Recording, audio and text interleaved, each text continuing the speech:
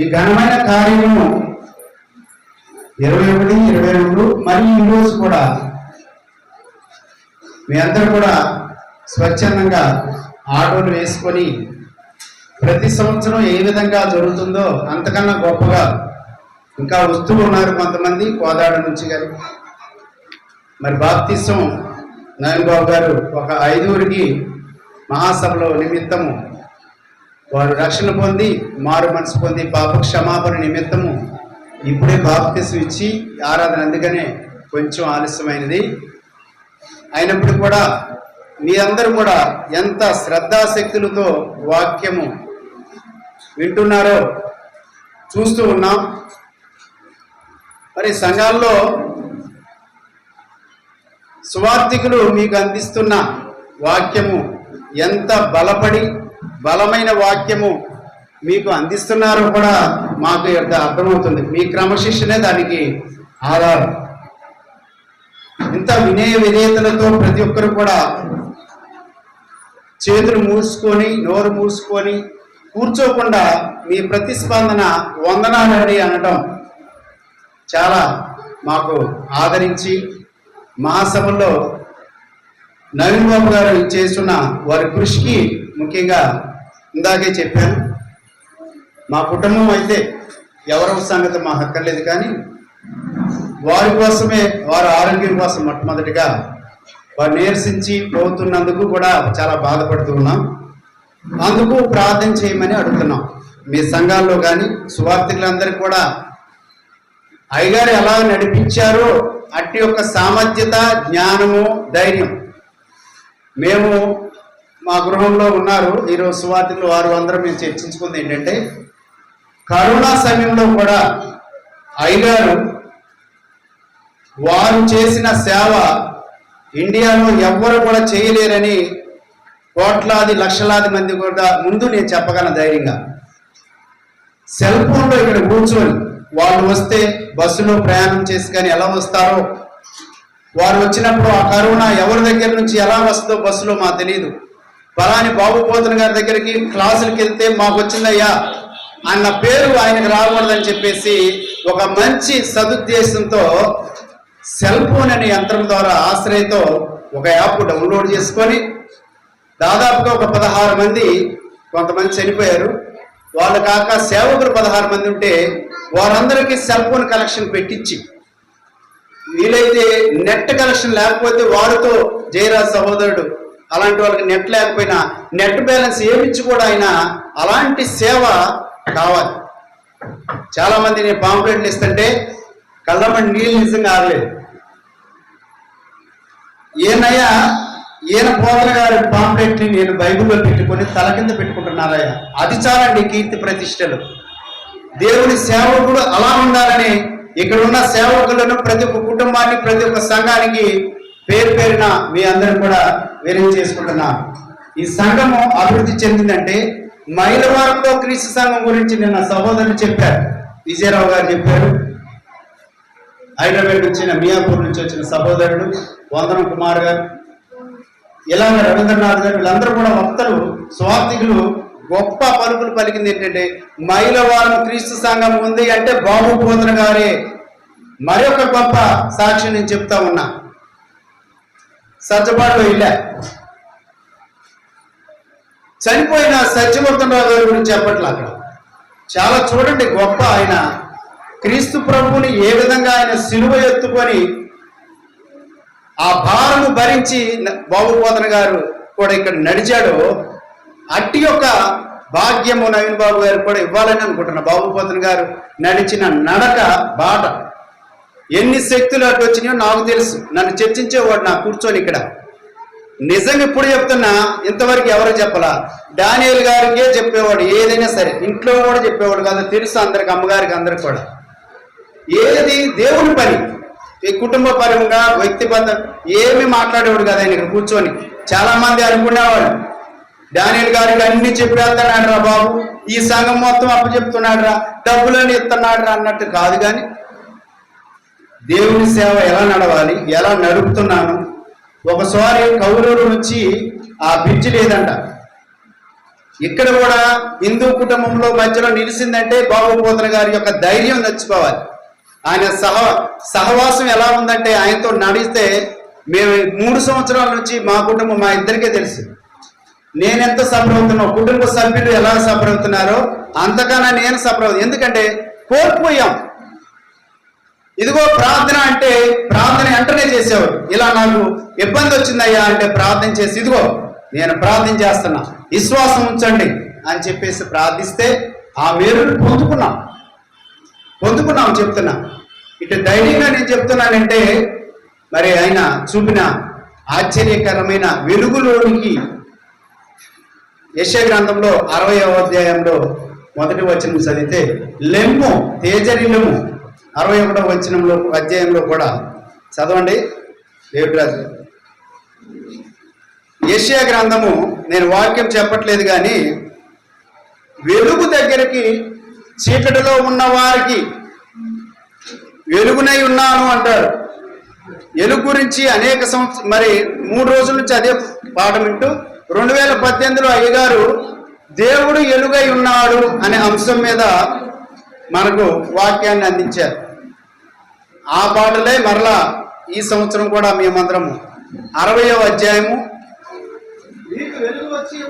నీకు వెలుగు వచ్చి ఉన్నది 2 రోజుల నుంచి చెప్పేది వెలుగు వెలుగు వెలుగు వెలుగు. ఎందుకంటే దేవుని పని.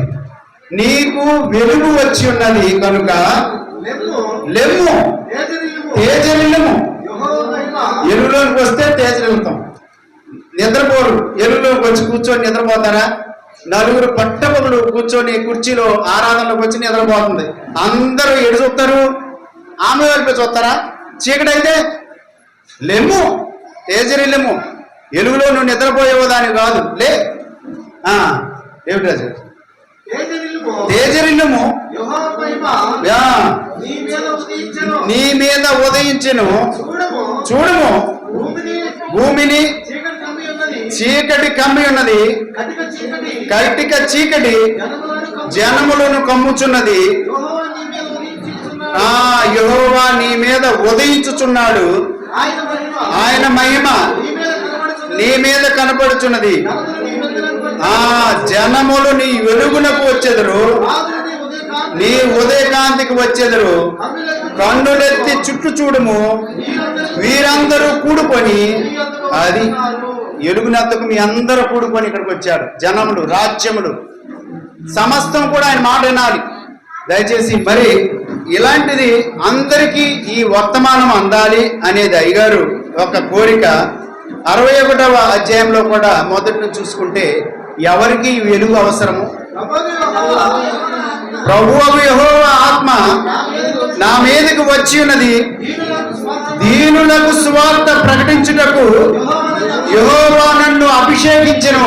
అయి బాబుపోతన గారికి వాడుకున్నాడు దేవుడు.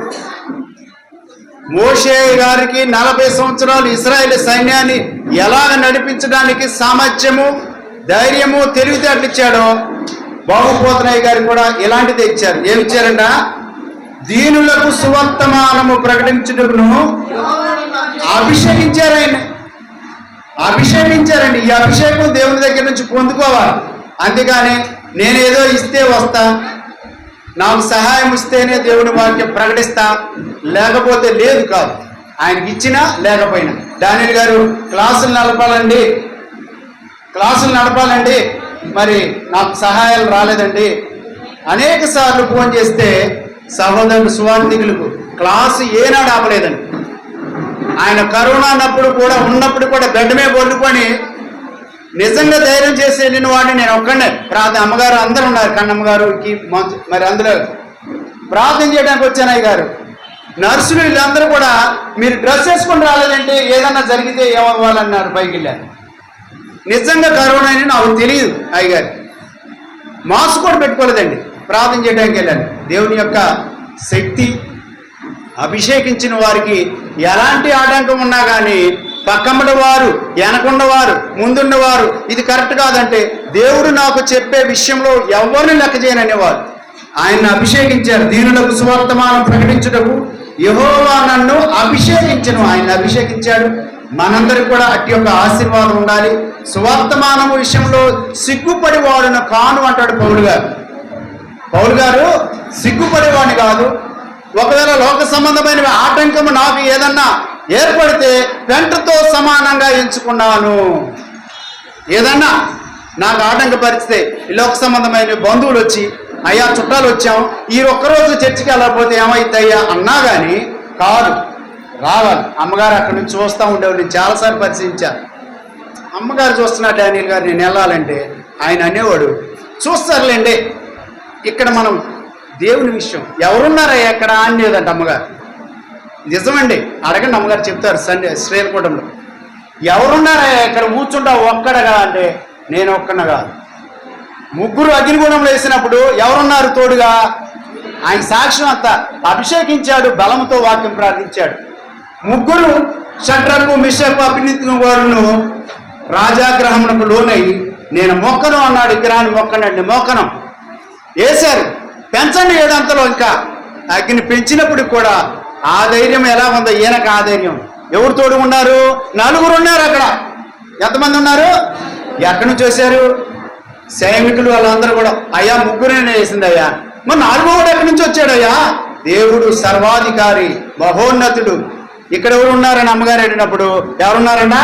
నాకు దేవుడు ఉన్నాడు, ఆయనతో మాట్లాడుతున్నాడు. ప్రార్థన చేసి ఏ సమయమందును సమయం లేకపోయినా ఏ ప్రయాణమైనప్పుడు కూడా కారులో కూర్చొని ప్రార్థన చేయటం అది నేర్చుకొని అలవాటు చేసుకోవాలని ఇక్కడ సేవకులకు మనందరికి కూడా ప్రార్థనే మనకు ధైర్యం ఇచ్చేది, ప్రార్థనే జ్ఞానం ఇచ్చేది. మరి అవన్నీ కూడా ఆయనకున్నది. మరి వాక్యం చదువుకొని మరి సహోదరులకు కింద వచ్చినారు. నలిగిన హృదయము గల వారిని దృఢపరచుటకును శరలో ఉన్న వారికి వెలుగు ఎవరికి అవసరం? క్రీస్తు ప్రభు వెలుగు ఎవరి మీద ప్రకాశించాలంటే మరి నలిగిన హృదయము గల వారిని దృఢపరచుటకు, శరలో ఉన్న వారి విడుదల, బంధింపబడిన వారికి విముక్తి. యేసు పాదముల యొక్క కుంటివారు, గుడ్డివారు, మూగవారు సమస్తాన్ని తీసుకొచ్చి పడేశారు. ఒక ఆయన ఉంది ఇప్పుడు పట్టుకుని వస్తుంటే షవరింగ్ వస్తే ధైర్యం ఉండమ్మా, బాప్తీసం తీసుకున్నాక నీ రోగం పోతేమో ఆయన దగ్గర కమ్మంటే పాపం అట్టే కూర్చుంది బాప్తీసం తీసుకుని కూడా. ఇక్కడ చెప్పినట్టయితే ఎవరికి ఎలుగు, ఎవరికి అవసరము? కుంటివారు, గుడ్డవారు, మోగవారు క్రీస్తు ప్రభు అద్భుతాలు చేస్తున్నాడని తీసుకొచ్చి యేసు 15వ అధ్యాయం మత్తయి సువార్తలో పాదముల యొద్ద పడేశారంట. ఏం చేశారో చూడండి. మూగవారు ముద్దుగా మాట్లాడినారు. బా ఎంత అద్భుతం! అలాంటి వాక్యాలు నాకు నేర్పారండి అయ్యగారు. ఆ ధైర్యం ఎందుకు చెప్తున్నానంటే నేను ఈరోజు వాక్యం ఇలా బల్ల బుద్ధి చెప్పగలుగుతున్నానంటే నా వెనక అయ్యగారు నేర్పిన బోధ. నిజంగా చేసుకుంటే మరి మందరం కూడా ఆయన మూగవారు అంటే ఎలా మాట్లాడారంట? కీర్తన కూడా ఉంది. మూగవారు ముద్దుగా మాట్లాడినారంట, కుంటివారు గంతులేసి నడిచినారట. అది కుంటివారంట గంతులు వేసుకొని నడవట్లేదంటాడు. నా ప్రభువారు శృంగారం అనే దేవాలయం వద్ద కూర్చొని బెచ్చమెత్తుకునేవాడు కూడా. ప్రభువారు ఇంటి గొప్ప కార్యం చేశారని ఎగురుతో దేశం మరి ఊరంతా కూడా ప్రకటించాడంట. అట్టి యొక్క వాక్యం మరి అందరూ కూడా అద్భుతాలు, ఆశ్చర్యకరమైన ఆయన వెలుగు ప్రకాశిస్తూ ఉంది.